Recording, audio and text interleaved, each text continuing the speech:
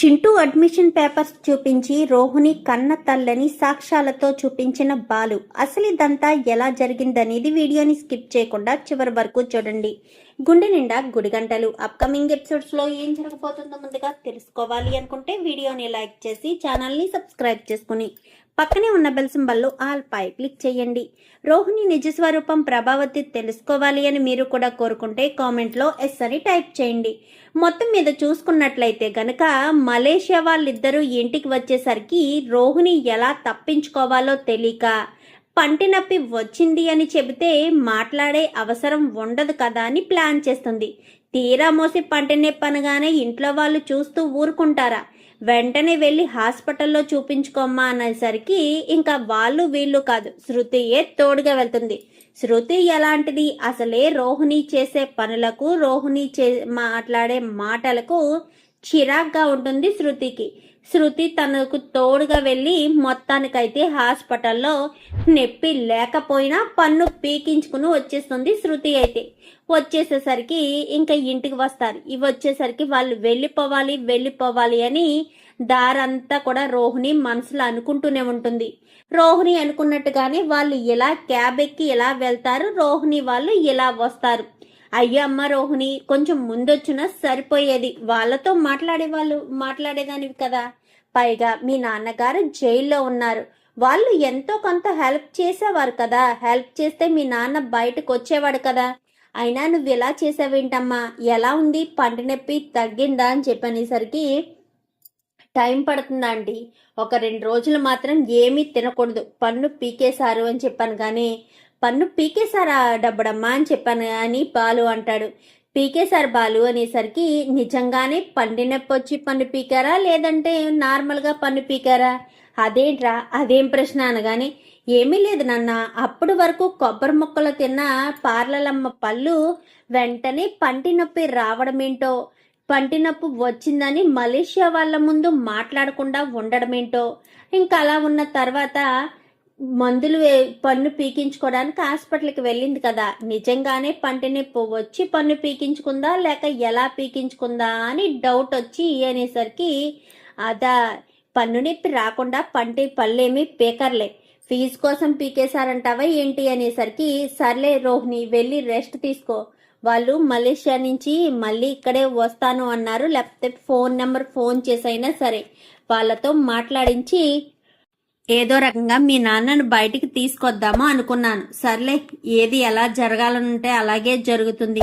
సరే రోహిణి నువ్వు వెళ్ళి రెస్ట్ తీసుకో అని చెప్పి ఇంకా ప్రభావతి చెప్పడంతో అమ్మయ్యా, ఇంకా ఈ గండం గట్టెక్కింది, పోతే పోయింది ఏదో పన్ను, ఉంటే నొప్పి వచ్చినేమో, నొప్పి రాకుండానే పన్ను పీకించేసుకున్నాను, సర్లే వెళ్ళి రెస్ట్ తీసుకుంటారని చెప్పి రోహిణి పైకి వెళ్ళిపోతుంది.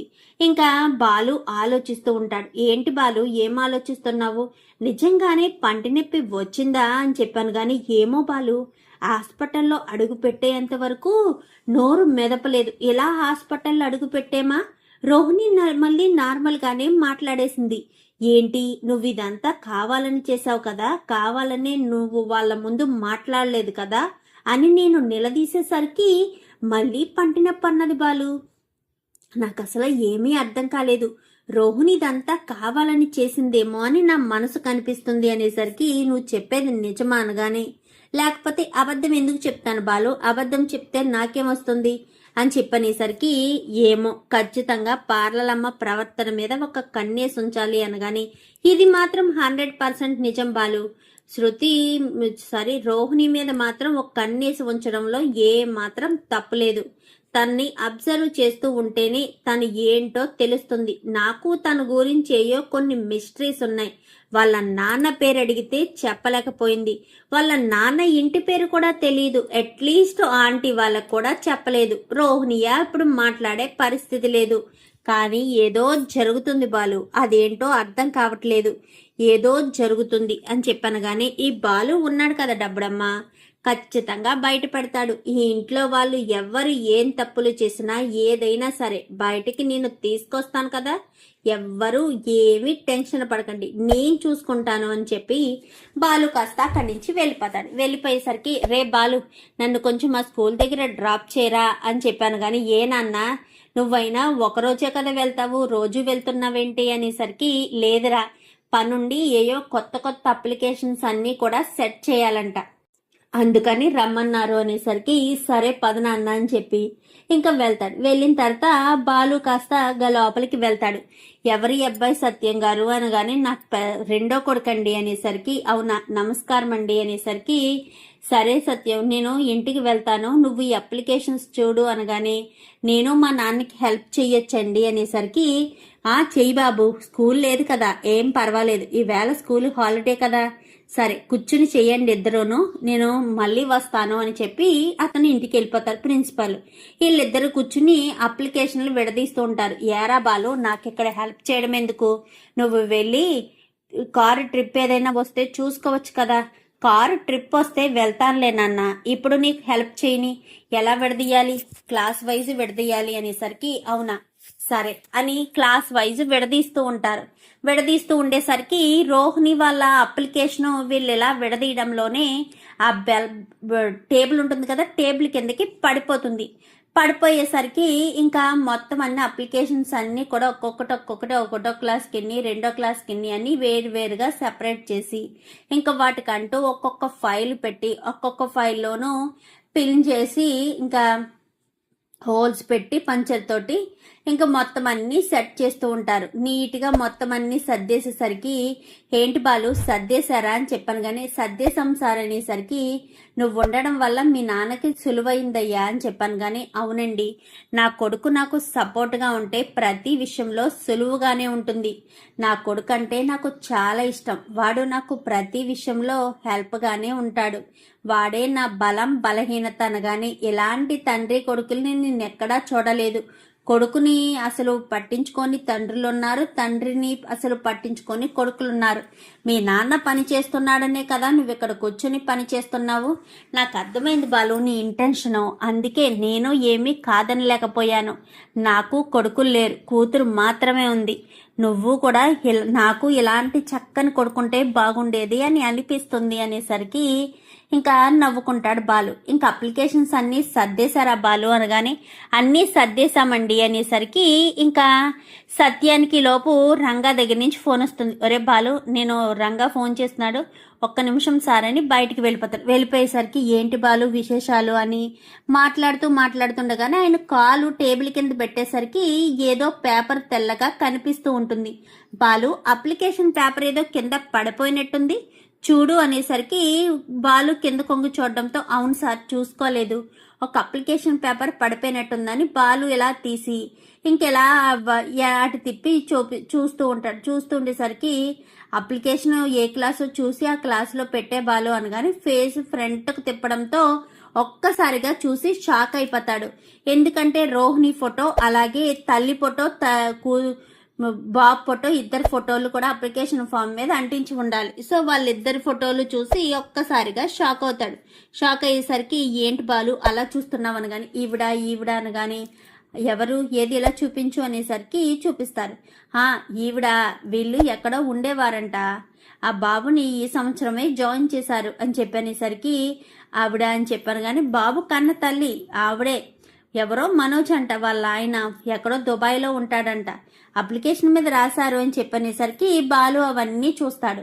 అవన్నీ చూసి ఒక్కసారిగా షాక్ అయిపోతాడు. ఏంటి తల్లి అని రాయించింది అని అనుకుంటూనే, గార్డియన్ సార్ అనగానే, గార్డియన్ ఏం కాదు, వాళ్ళ అమ్మే, అమ్మా అని పిలుస్తున్నాడు కదా, ఆవిడతో పాటు ఒక పెద్ద ఆవిడ కూడా వచ్చింది, నీకు వీళ్ళకి తెలుసా అనగానే, తెలుసు అనేసరికి సరే అని ఇంకా బాలు ఏం చేస్తాడంటే అప్లికేషన్ పేపర్ని సత్యానికి చూపిద్దాం అనుకుంటాడు. అనుకుని సత్యానికి చూపిస్తే ఆల్రెడీ ఇంతకు ముందు పార్లర్ విషయం బయట పెట్టనివ్వలేదు కదా, బాలుని పార్లర్ విషయం దాచిపెట్టమన్నాడు కదా, సో ఈ విషయాన్ని కూడా ఇలాగే దాచిపెట్టమంటాడు అన్న ఉద్దేశంతో బాలు చెప్పడు. అప్లికేషన్ ఫామ్ అందులో పెట్టేసినట్టుగా కొంచెం అటు ఇటుగా నాటకమాడి అప్లికేషన్ ఫామ్స్ మొత్తం అన్ని ఫైల్స్ అన్ని ఎక్కడికక్కడ పైకి ఎక్కించేస్తారు, అన్ని కూడా పైన పెట్టేస్తారు.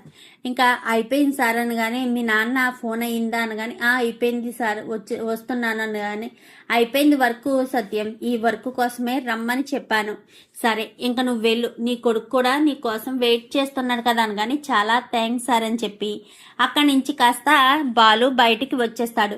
నాన్న నీకో విషయం అని చెప్పి ఏంటా విషయం అనేసరికి ఏమీ లేదులే నాన్న పద ఇంటికి వెళ్దాము అనేసరికి అని ఇంటికి వచ్చేస్తారు. ఏదో చెప్పాలని అంటున్నావు కానీ చెప్పడం లేదు అని అనగానే చెప్తాను నాన్న, అంతా చెప్తాను, నీకే చెప్తాను, నీకు కాకపోతే ఎవరికి చెప్తాను చెప్పు, ఖచ్చితంగా నీకే చెప్తాను, కానీ ఇప్పుడు కాదు, ఇంటికి వెళ్ళిన తర్వాత మాత్రమే చెప్తానని పాలు కాస్త అంటాడు. ఏంట్రా ఏమైంది అని చెప్పనేసరికి ఏం కాలేదులే నాన్న, నువ్వేం టెన్షన్ పడకు, ఎందుకు అంతలా టెన్షన్ పడతావు, ఏం కాలేదు అని చెప్తున్నాను కదా, పద ఇంటికి వెళ్దాం, ఇంతకీ ప్రభావతమ్మ ఎక్కడుందో ఏంటో అనుకుంటూ ఇంకా ప్రభావతమ్మ అని చెప్పి పిలుస్తూ ఉంటాడు. పిలుస్తూ ఉండేసరికి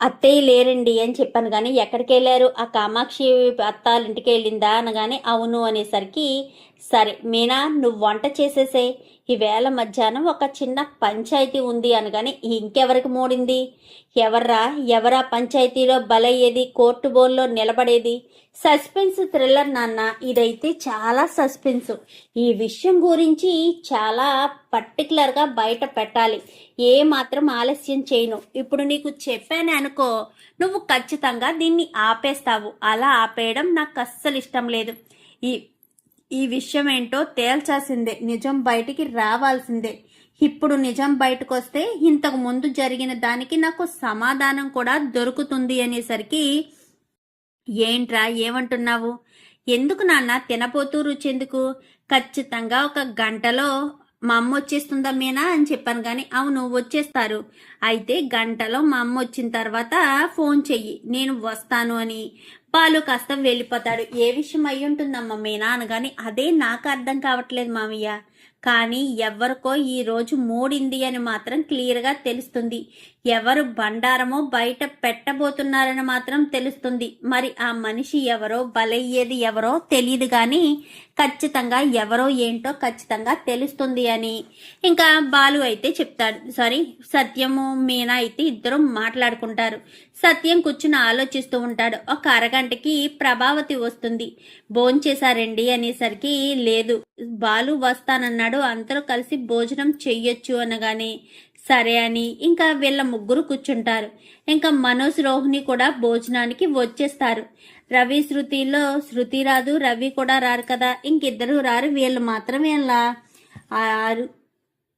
ఆరుగురు మాత్రమే కూర్చుని భోజనం చేస్తూ ఉంటారు. భోజనం చేస్తూ ఉండేసరికి తినండి కడుపు నిండా తినండి, పార్లలమ్మ కడుపు నిండా తిను, మళ్ళీ నీకు ఇంట్లో భోజనం తినే అవకాశం వస్తుందో రాదో నేనైతే చెప్పలేను అని చెప్పి ఇంకా బాలు అయితే అంటాడు. ఏంటి బాలు ఏమంటున్నావు, ఇంట్లో భోజనం తినే అవకాశం వస్తుందో రాదో అంటావేంటి, నన్ను ఇంట్లోంచి బయటకి పంపించేద్దాం అనుకుంటున్నావా, నేను మనోజు ఇంట్లో ఉండడం నీకు ఇష్టం లేదా, మేము ఎదుగుతుంటే మీరు చూసి వారవలేకపోతున్నారా, ఆకుళ్ళతోనే ఇంట్లోంచి బయటకు గెంటేయాలని ప్లాన్ చేశారనగాని నోరు ముయ్యి రోహిణి అంటూ సత్యం కేకలేస్తాడు. నేనేమన్నాను మామయ్య అని చెప్పాను కానీ మరి నువ్వేమంటున్నావో నీకు అర్థమవుతుందా, బాలు నువ్వు ఇంట్లో మీరు ఎదుగుతుంటే చూసి వారవలేకపోతున్నాడా, మనిషివేనదా అసలు, మీనా వండిందేనే కడుపుకు తింటున్నావా, 6 నెలలు సావాసం చేస్తే వాళ్ళు వీళ్ళవుతారని సామెత ఊరికనే పోలేదు, ప్రభావతితో సావాసం చేసి ప్రభావతిలాగే మాట్లాడడం మొదలు పెట్టావా ఏంటి, ఎదుటి వాళ్ళని మనసుని బాధ పెట్టేటట్టుగా, నువ్వింక మారవా రోహిణి, ఇంకా నీలో మార్పు రాదా, దీనిలో అయితే రాదు, ఇంకిది సచ్చి వరకు ఇంతే దీని బతుకు, నీ జీవితం ఇప్పుడిప్పుడే కదా మొదలైంది, ఎవరినైనా ఒక మాట అంటే ఆ మాటకి వాళ్ళు ఎంత బాధపడతారు అనే ఇంగిత జ్ఞానమైనా ఉండాలి కదా రోహిణి, నీకు ఆ మాత్రం కూడా లేదా, చిచి ప్రశాంతతే లేదు ఇంట్లో అని చెప్పి సత్యం కాస్త బయటికి వెళ్ళబోతూ ఉండగా ఒక్క నిమిషం నాన్న అన్న వాళ్ళకి బదులు ఇవ్వాలి కదా, ఒక్క నిమిషం కూర్చోండి వస్తున్నాను అని చెప్పి ఇంకా బాలు కాస్త వస్తాడు. ఏంటి ఏ విషయం గురించి బాలు అంతలా మాట్లాడుతున్నాడు అనుకుంటూ సరే మేము షోరూమ్కి వెళ్తామమ్మా అనగాని ఎక్కడెక్కడ వెళ్తావు లక్షల మింగినోడా అంటూ మెయిన్ డోరు బ్యాక్ డోరు 2 వేసేసి తాళం పెట్టేస్తాడు. తాళం పెట్టేసేసరికి ఏంటి ఏంటి బాలు తాళం పెట్టేశావు అని చెప్పాను. కానీ ఒక విషయం బయట పెట్టాలి పార్లలమ్మ, నీ నోటి నుంచి కూడా నిజాలు బయటికి రావాలి. ఈ దెబ్బతో అన్ని విషయాలు బట్ట బయలు కావాలి. నువ్వు ఏ విషయం దాచిపెట్టావో అన్నీ నాకు తెలిసి తీరాలి అంటూ మాట్లాడేసరికి నేనేం దాచిపెట్టాను, నేనేం దాచిపెట్టలేదు అనగానే, చూడండి నాన్న, చూడండి అమ్మ, రోహిణికి ఆల్రెడీ పెళ్లి జరిగినట్టుంది. ఒక కొడుకు కూడా ఉన్నాడు. ఆ కొడుకుని ఎక్కడా లేనట్టు నాన్న చదివే స్కూల్లోనే జాయిన్ చేశారు అని చెప్పనేసరికి ఒక్కసారిగా షాక్ అయిపోతుంది రోహిణి. ఈ విషయాలన్నీ అనగానే, ఈ విషయాలన్నీ నాకు ఎలా తెలిసాయి అని అనుకుంటున్నావా? ఇదిగో అప్లికేషన్ ఫామ్, అడ్మిషన్ ఫామ్ అని బాలు పాకెట్లో ఉన్న అడ్మిషన్ ఫామ్ కాస్త తీసి చూపిస్తాడు. చూపించేసరికి ఒక్కసారిగా అది చూసి ప్రభావతి షాక్ అయిపోతుంది. ఎందుకంటే అప్లికేషన్ ఫామ్ని ఆ అడ్మిషన్ ఫామ్ని ప్రభావతికే చూపిస్తాడు. చూడు ప్రభావతమ్మ, పార్లలమ్మకు ఆల్రెడీ కొడుకున్నాడు. ఆ కొడుకు ఎవరో కాదు, చింటూనే. చూడు ఒకసారి అప్లికేషన్ ఫామ్ మీద చూడు. మీ ఇక్కడ మరొక షాకింగ్ న్యూస్ చెప్పనా? తండ్రి మనోజ్ అంట, మనోజే తండ్రి అంట అని చెప్పనేసరికి, మనోజ్ తండ్రి ఏంట్రా అని చెప్పాను. కానీ తన మొదటి భర్త చనిపోయాడో లేక వదిలేశాడో, అందుకని చింటూకి తండ్రిని చేసింది నీ కొడుకుని. కలిసొచ్చే కాలానికి నడిసొచ్చే కొడుకంటే ఇదేరా మనోజు, ఇదేరా డబ్బులు లక్షలు మింగినోడా అని చెప్పాను. కానీ ఏంటి రోహిణి, ఏంటిదంతా? నీకు కొడుకేంటి, పైగా చింటూ నీ కొడుకేంటి? వాళ్ళకి నీకు ఏ సంబంధం లేదు కదా. మరి చింటూ నీ కొడుకంటూ ఎలా మాట్లాడగలుగుతున్నాడు వాడు? అయినా ఈ అప్లికేషన్ ఫామ్ ఏంటి? ఈ అప్లికేషన్ ఫామ్లో నువ్వును ఆ చింటూ పక్కన ఉండడం ఏంటి? ఈ స్కూలు ఏ స్కూలో తెలుసా నాన్న? మన ఈరోజు అప్లికేషన్స్ సర్దాం కదా, కొన్ని applications first class second class అంటూ విడదీసి సర్దుకుని వచ్చాం కదా, అందులో ఉన్నదే ఈ అప్లికేషను. నేను ఈ పేరు చూడడంతో తీసి పక్కన పెట్టాను.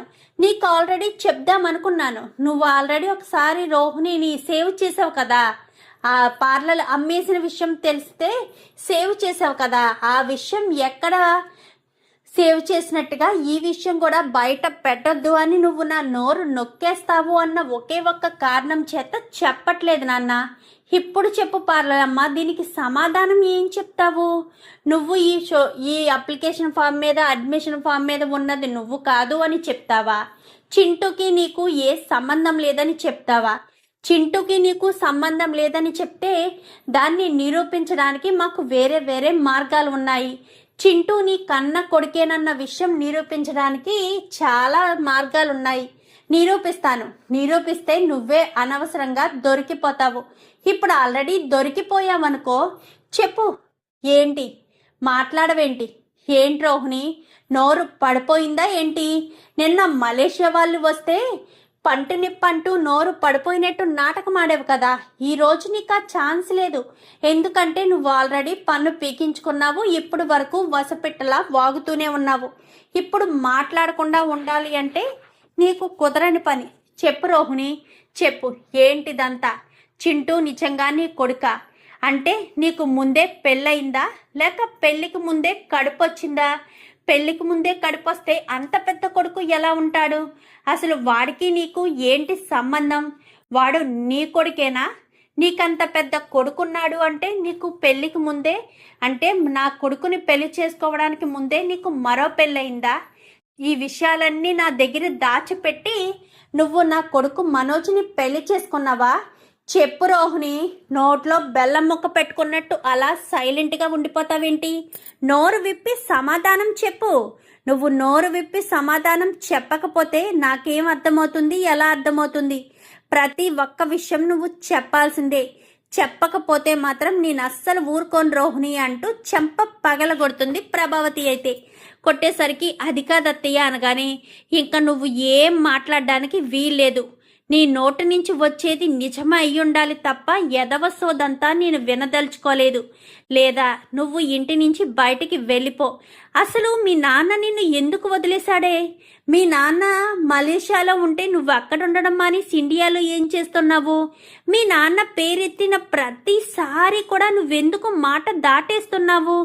మీ నాన్నతో గొడవ అంటే కాదు అంటావు. మీ నాన్న నిజంగానే మలేషియాలో ఉన్నాడా? అస్సలు నీకు తండ్రి ఉన్నాడా? ఒక విషయం అర్థం కావట్లేదు. మలేషియాలో ఉన్నది మీ నాన్న అయితే మరి ఎక్కడ ఉన్నది ఎవరు? మీ అమ్మ ఆవిడ. మీ అమ్మ మీ నాన్న ఉంటే మరి మీ అమ్మ చచ్చిపోయింది అని చెప్పావు కదా రోహిణి. బాబో ఇదంతా తలపోటుగా ఉంది. ఈ విషయాలేమో నాకు అస్సలు ఏమీ అర్థం కావట్లేదు. మలేషియాలో మీ నాన్న ఉన్నాడో లేదో తెలీదు. ఇక్కడ ఉన్న ఆవిడ నీకు అమ్మ అవుతుందో ఏమో తెలీదు. తను నీ కొడుకో కాదో తెలీదు. నువ్వు ఏం చేస్తున్నావో కూడా అర్థం కావట్లేదు. నిజానికి వాడు నీ కొడుకేనా లేక అని చెప్పాను కానీ నా కొడుకు కాదత్తయ్య అనేసరికి బాలుకి అనుమానం వస్తుంది. ఏంటి నీ కొడుకు కాదా అని చెప్పాను కానీ కాదత్తయ్య వాళ్ళ అమ్మాయి దుబాయ్లో ఉందా అని చెప్పేది కదా, అందుకని వాళ్ళ అబ్బాయికి ఆ అమ్మాయికి సంబంధించిన అప్లికేషన్ ఫాము నా కొడుకుగా నేనే పెట్టాను. అందుకే మనోజ్ పేరు నా పేరు పెట్టి ఆ అబ్బాయిని స్కూల్లో జాయిన్ చేశాను. అది చూసి బాలు అదే నిజమని చింటూ నా కొడుకేనని బాలు అంటున్నాడు. నిజానికి చింటూ నా కొడుకు కాదు, ఆవిడ నా తల్లి కాదు అని చెప్పనేసరికి అబద్ధం చెప్తున్నావు పార్లలమ్మ. మళ్ళీ మోసం చేయడానికి చూస్తున్నావు. నువ్వు చింటూ నీ కొడుకు కాదు అని నువ్వు చెప్పావంటే నిరూపించడానికి నాకు క్షణకాలం పట్టదు. నేను ఖచ్చితంగా నిరూపిస్తాను. ఎలా నిరూపించాలో ఏం చేయాలో పక్కా ఆధారాలతో వస్తాను. చెప్పు పార్లమ్మ, ఇప్పుడు నిజం బయటపడితే మంచిది. లేదా నేను నిరూపించిన తర్వాత నిజం బయట పడింది అంటే ఖచ్చితంగా నువ్వు నష్టపోతావు. ప్రభావతమ్మ చేతిలో మొన్న నువ్వు తన్నులు తిన్నావు, సరిపోయిందా? అంతకు మించి ఎక్కువ దెబ్బలు తినాల్సిన పరిస్థితి వస్తుంది. నన్ను నిరూపించమంటావా అని చెప్పాను కానీ నిరూపించుకో బాలు. ఎవరిని బెదిరిస్తున్నావు? నీ ఇష్టం వచ్చిన చోట చేయించుకో అని చెప్పి ఇంకా రోహిణి కాస్త చెప్తుంది. చెప్పేసరికి ఏంటి నిజంగానే పార్లమ్మని ఇలా మాట్లాడుతుందా లేక నిజంగానే తెలీదా? నాకెందుకో కావాలని దబాయించడానికి ప్రయత్నిస్తుంది అనిపిస్తుంది. నిజానికి పార్లమ్మకు చింటూకి ఏదో సంబంధం ఉందని నాకు ఎప్పటి నుంచో అనుమానమే. కానీ ఇప్పుడు నా దగ్గర సాక్ష్యం లేదు. సాక్ష్యం తెలుసుకోవాలి. ఖచ్చితంగా సాక్ష్యం తెచ్చుకుని నేను పార్లమ్మ కొడుకే చింటూ అన్న విషయం బయట పెట్టాలి. ఎన్నిసార్లు చెప్పినా ప్రభావతమ్మ పార్లలమ్మను బాగా నమ్ముతుంది. రేపన్న రోజున ఏదైనా జరగరాంది జరిగితే తను ఉపయోగపడుతుంది అని చెప్పి కావాలని దాంతా చేస్తుందని అనిపిస్తుంది. నేను చెప్తాను ఖచ్చితంగా చింటూ పార్లలమ్మ కొడుకేనని నా మనసు ఎందుకో తెగ శంకిస్తుంది. చెప్తాను, అన్నిటికీ సమాధానాలు వస్తాయి. పార్లలమ్మ గురించి అన్ని విషయాలు బయట పెడతాను. బయట పెట్టి అప్పుడు చెప్తాను అని చెప్పి బాలు కాస్త వెళ్ళిపోతాడు. అమ్మయ్య, బాలు ఏమి నమ్మలేనట్టుంది. అమ్మయ్య, ఇంకా ఈ రోజుతో ఈ గండం నుంచి బయట పడినట్టే. ఎలాంటి ఇబ్బంది లేకుండా ఇంకా ఈ ప్రాబ్లం ఏమీ ఉండదు. హ్యాపీగా ఉండొచ్చు. లేదంటే బాలుకి వచ్చిన అనుమానం అత్తయ్య నమ్మలేదు కాబట్టి సరిపోయింది. నమ్మితే నా పరిస్థితి ఏంటి? మరి బాలు నిరూపిస్తాను అంటున్నాడు. ఏం చేసి నిరూపిస్తాడు? ఎలా నిరూపిస్తాడు? సాక్ష్యాలు లేనిదే అత్తయ్య నమ్మరు కదా. అప్లికేషన్ ఫామ్ అయితే ఏదో చెప్పుకొచ్చాను. నిజంగా బాలు నిరూపిస్తాడా అని రోహిణి టెన్షన్ పడుతుంది. ఇంకా బాలు నిరూపిస్తాను అని చెప్పి వెళ్ళాడు కదా, మరి బాలు ఎలా నిరూపిస్తాడు? రోహిణి కొడుకే చింటూ అన్న విషయం ఎలా తేల్చి సాక్ష్యాలు ఎలా తీసుకొస్తాడు? చూద్దాం మరి రాబోయే ఎపిసోడ్స్లో ఏం జరుగుతుందో. వీడియో నచ్చితే లైక్ చేసి ఛానల్ని సబ్స్క్రైబ్ చేసుకుని పక్కనే ఉన్న బెల్ సింబల్లో ఆల్ పై క్లిక్ చేయండి. ఇలా చేయడం వల్ల రాబోయే మేము పెట్టే ప్రతి వీడియో కూడా నోటిఫికేషన్ రూపంలో చూడగలుగుతారు. రోహిణి నిజస్వరూపం బయటపడాలని, ప్రభావతి చేతిలో రోహిణికి పెళ్లి జరగాలని మీరు కూడా కోరుకుంటే కామెంట్లో రోహిణి అని టైప్ చేయండి. Thank you for watching.